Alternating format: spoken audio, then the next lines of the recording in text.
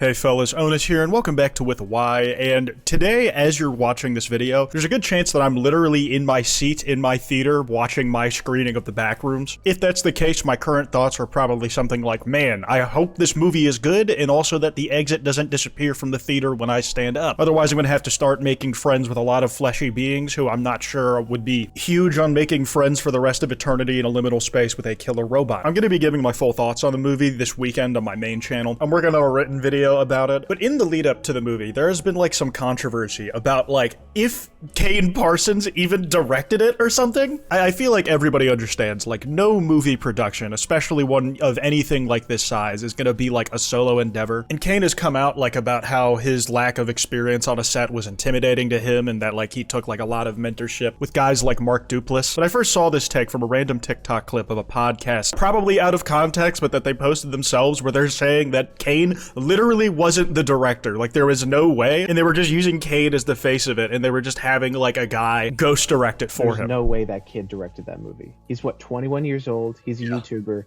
He was like 17 when he started the series, and I think he was 19 when he got the gig. Like I remember when the whole thing first got announced that it was like really shocking how young he was and fresh to the industry to be getting that chance at all. But nonetheless cool. Also, if you guys could subscribe with notifications on, it would mean a lot, trying to get the channel to 300K. This sub count is the only thing trending upwards in my life at the moment. Use that as like a derogatory like title.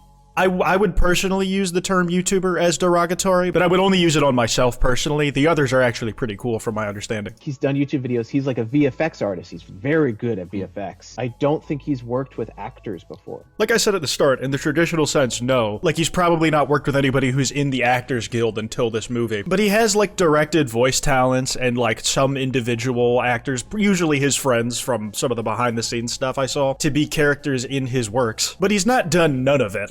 Feature-length movie. He's never done that before.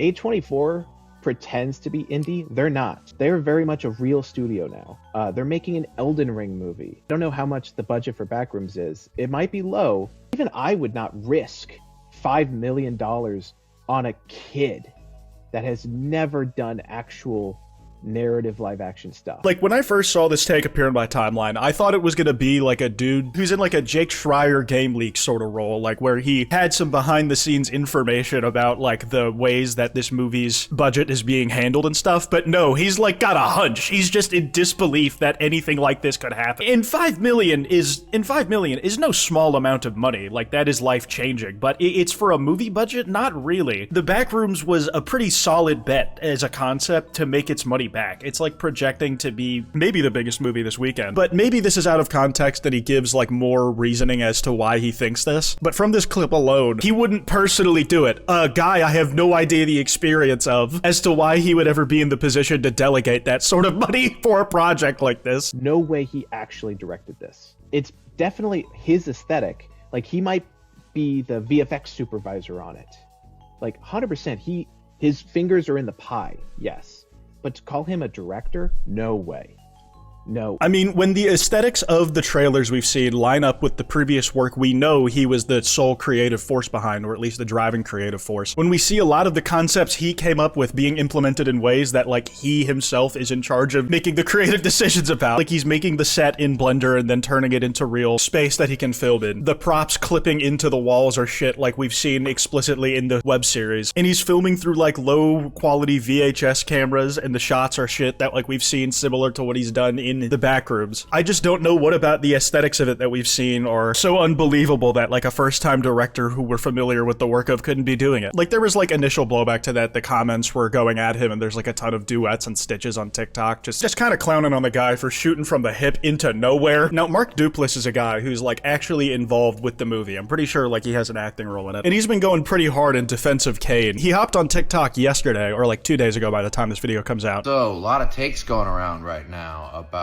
whether Kane Parsons at the tender age of 19 actually directed the Backrooms. I was there.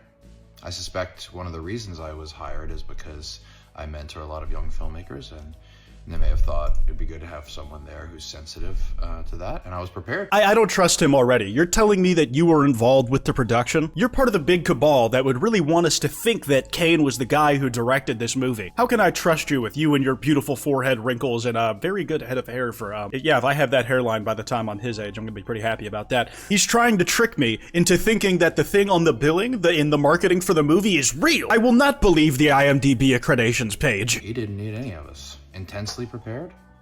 He spent the last 5 years of his life building out one of the most detailed mythologies I've ever been a part of.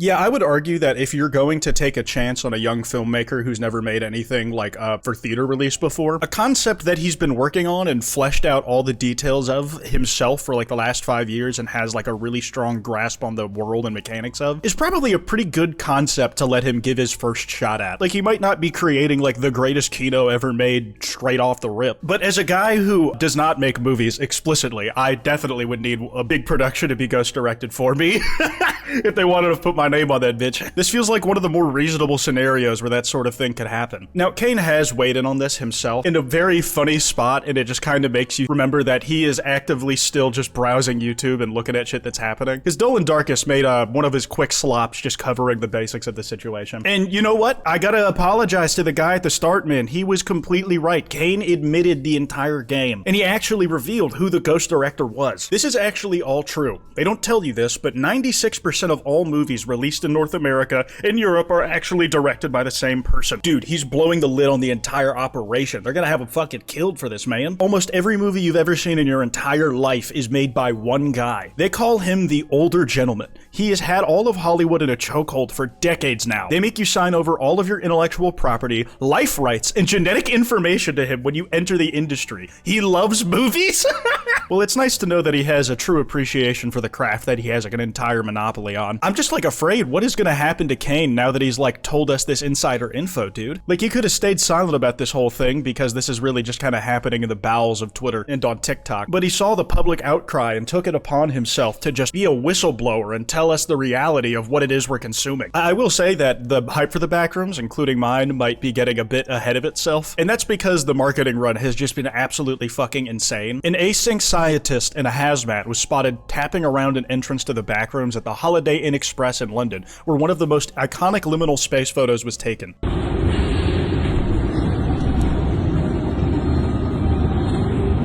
This is like a hotel that's really close to Heathrow Airport in London, and I've actually been to the hotel and didn't realize that it was the hotel where this image was taken until well after I had left, and I was like, God fucking damn it, I missed a really cool opportunity to recreate a shot. You probably recognize the original image, and the funny bit here is that it was taken by the developer of Stanley Parable.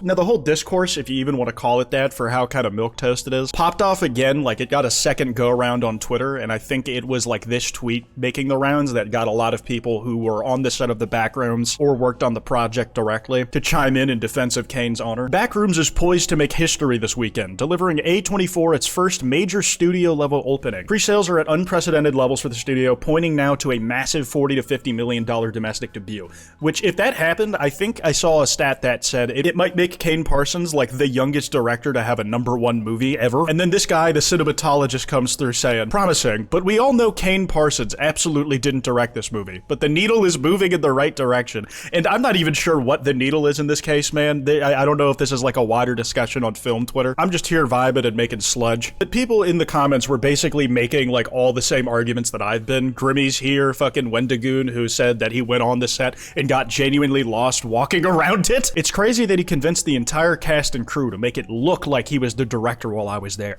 And despite there being hundreds of people on set, all have maintained the conspiracy months after production. This goes deeper than we thought. And he's right, man. It's genuinely fucking scary. The older gentleman could literally make 1 million Kane pixels in a lab if he wanted to, dude. He has his genetic information and life rights, so he could just like suspend him in animation and have him pump it out Backrooms for 200 years if he so desired. Scary stuff going on in Hollywood, dude. I can only imagine that this must have been an eye-opening experience for all the YouTubers making horror movies going there for the first time, and those who were like visiting the set and just like absolutely fucking flabbergasted at how seamless ridiculous the illusion is. Now, the thing with the cinematologist is I have no idea who this guy is, but I did like give a really brief scroll through his Twitter, and I think he might just be shitposting. Like, he might be doing a bit, which honestly, like, I have to respect the level of rage bait it's been able to provoke, if true. Anyways, that's all I got. I've probably been watching the Backrooms while you've been watching this video. Be sure to follow me on Twitter at @withany. That email's in the description if you guys want to send me any video ideas. Be sure to drop a like and subscribe with notifications on. Anyways, piss off.